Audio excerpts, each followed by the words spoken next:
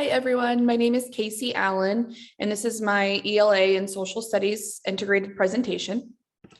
For this presentation, I chose the book Florida's Economy from the Mouse to the Moon by Joanne Mattern.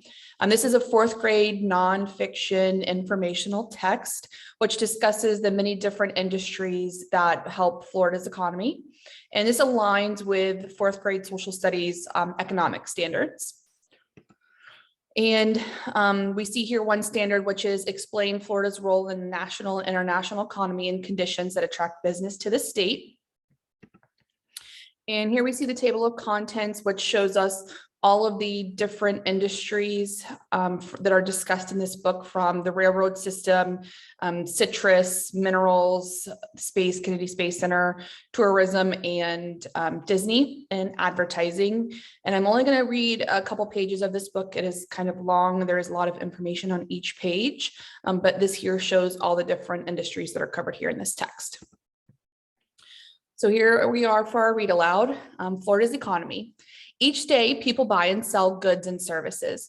They buy gas for their cars. They pay for service at restaurants. They pay to watch movies. This system of buying and selling goods and services is called the economy.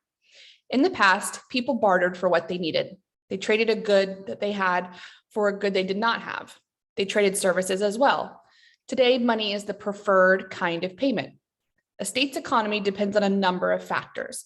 It depends on the natural resources that are available, such as water, trees, and minerals. It depends on capital resources. These are things that people use to make goods and services, such as nails and hammers. It also depends on human resources. These are the people involved.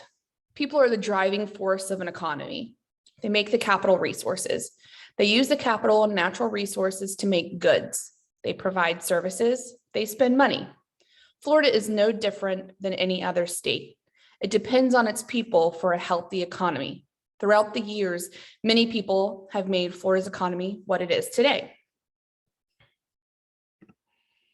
The railroads. Henry Plant was one of the people who helped build Florida's economy. He knew that land in the state was cheap. No one wanted to build on a swamp, so he bought land and drained the water. In the late 1860s, he developed the Plant system of railroads. He bought small railroads and joined them together. When he was finished, his lines ran 2,235 miles, or 3,597 kilometers, from Tampa to New York. Plant also used his steamships to link the state to the Keys in Cuba. People and goods could travel further than ever before. Henry Flagler also helped develop the state's economy. He visited St. Augustine in 1883 with his wife. He fell in love with the city, but it had few hotels. It also had poor transportation. He saw Florida's potential for tourism. He built hotels and the railroads to get people there. Over the years, Plant and Flagler contributed greatly to Florida's economy. They both linked the state to the rest of the country with their railways. Both men opened grand hotels. They bought in tourists and money from other states. And that's all of our read aloud for today. As you can tell, there's a lot of information on each page, so it would take too long to read the entire book, but the book does cover many other aspects of Florida's economy and different industries that bring money to the state.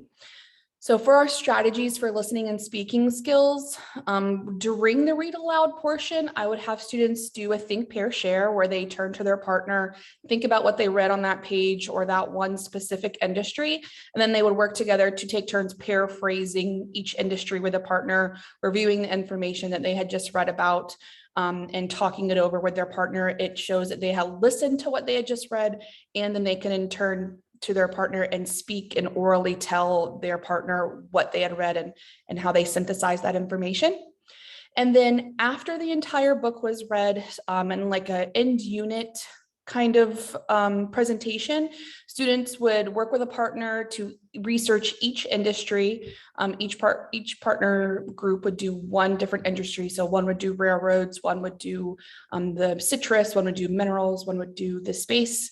And then they would research that further, come up with their own oral presentation, and then they would present their information to the class, and peers would then do their own evaluation on their oral presentation skills. So here you can see a little checklist that I found on Reading Rockets, where students could just, easily assess them on their oral presenting skills. This is another strategy that has students listen to their peers, listen to their presentations. That way they gain information from those presentations. And then in turn, they are working on their speaking skills when they go to present their own presentation.